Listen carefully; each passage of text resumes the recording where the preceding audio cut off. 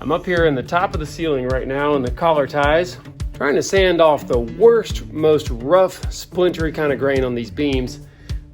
They're very old, original, and I want to put some polyurethane on them just so that they'll be kind of smooth and cleanable, you know, so you could wipe it down with a rag or something. Also, there's some black dust and just job site dust stuck to these things. I will vacuum them off before I put poly on it. I'm gonna go with a flat polyurethane because I don't want to turn out, you know, having a shiny beam. I really don't want much of a sheen. I just want it sealed and protected and made smooth and touchable. To sand these things, I have glued some 36 grit belt sander paper to a scrap block of wood. That worked really nice. I'm using just like spray self-adhesive stuff, double stick. Just gluing this piece of paper on here. It just makes it so much easier, you know, to hold on to a block, and I can scuff back and forth like that very quickly. I'm doing it slow for the sake of demonstration here, but I can do it really fast and just rake off the high spots. And this will really take no time just to get down the line, get these things scuffed off.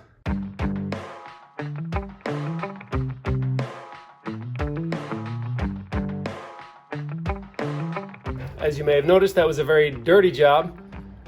I don't know if I got real dirty or not, but you know, I think I said I was sanding these, but really it's more like raking, because I'm just raking off all the splinters and dirt and stuff like that. You know, sanding may be a little bit of a stretch. So they're all sanded, they're all scraped. Now I got to use a vacuum and get all that dust off of there so I can put the finish on. I know I did a time lapse there, but it really only took like maybe 15 minutes to actually sand all the beams, and I expect it'll take about the same to vacuum them, and I'm gonna do that right now. What I've done to sort of avoid some of the hassle is I taped a bunch of hoses together. I've had tons of vacuums over the years, and I always save the hoses because, you know, they come in super handy. Like right now, there's probably, you know, 25 feet of hose on here, and I had no problem reaching the whole thing, didn't move it once. It was beautiful. So let's get a little bit of a look at the condition of the beams in this. Wow, my arm is the exact same color. So I'm feeling across here. It's feeling basically smooth. There are some fine splinters, but all the rough splinters are gone, you know. It actually sort of accentuated the saw marking a little bit on these beams. These were circle sawn beams, and these are original to the house, by the way, if I didn't mention that. These are the original beams, collar ties in the house. And they were constructed just like this. They've got this little, we call it a kickstand. It's got this little leg going up. That would represent the 12-12 roof. Mirroring, is that a word? Mirroring.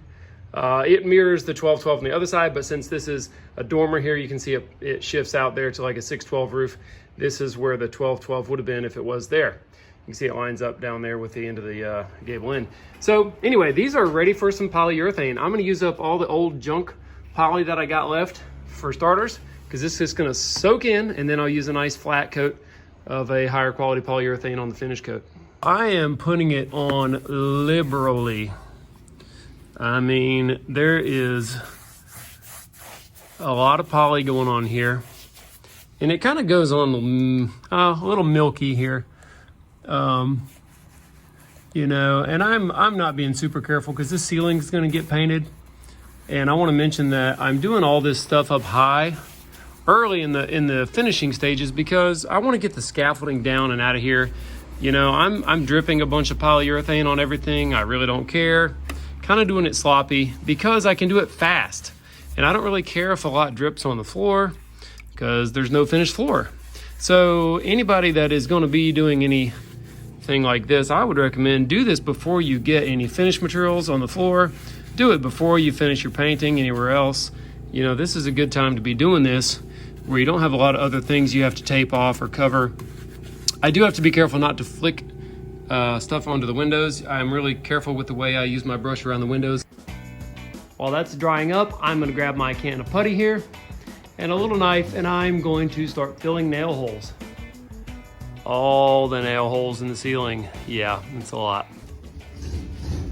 Today I'm going to be using this 3M patch spackling and primer in one, and this beautiful little custom made putty knife that I made at home out of a piece of something.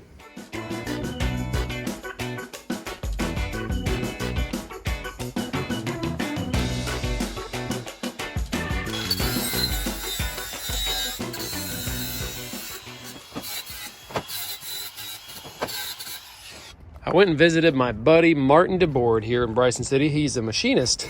He's got a great scrapyard of stuff. You can find anything metal there. Anyway, he cut these plates for me out of a giant sheet of metal. We're talking like a 4x8 sheet of metal.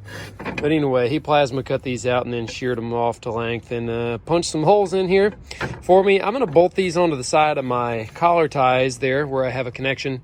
And they're pretty much just for looks, honestly. They're not really structurally doing anything, but we're gonna bolt them on anyway. Just taking the grinder here with a nice flap sanding disc and taking the sharp edges off because I already cut my finger twice. Anyway, I think it's gonna look pretty good. We're gonna spray it with black paint here. We thought about maybe leaving it rusty, but the beams are kind of this color, like this kind of a dark brownish rusted color.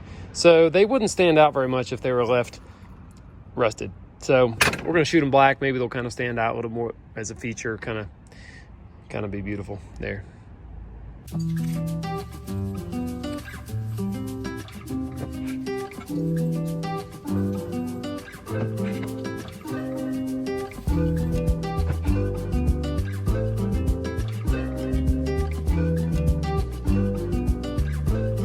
Off to the hardware store.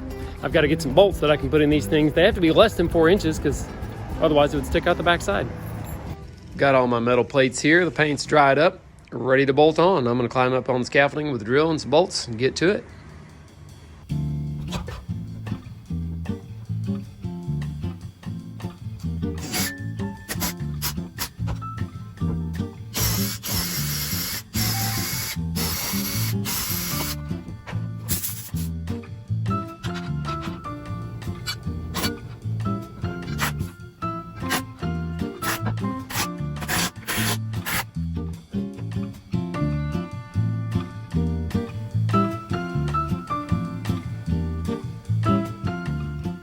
I'm up here in the peak trying to fit the last piece of paneling here to the ridge.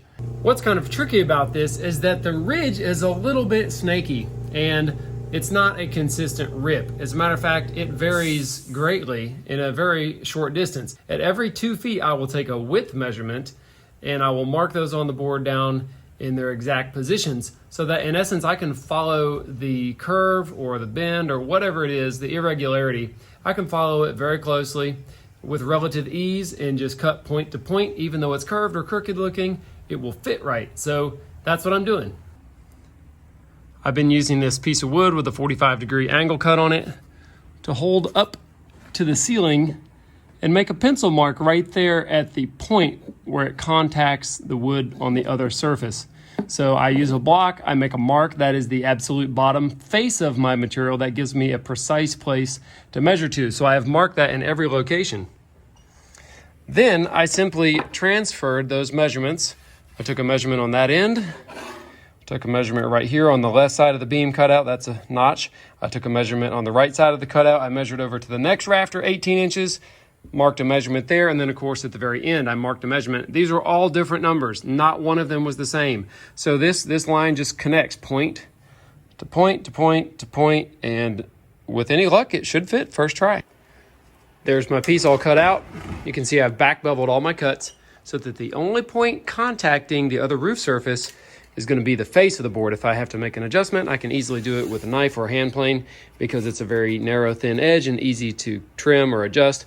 So that should fit. I actually fully expect this board will fit in one try, or I should put it up and nail it. Like there's really not a lot of places for this thing to go wrong, even though it's kind of a complex cut here.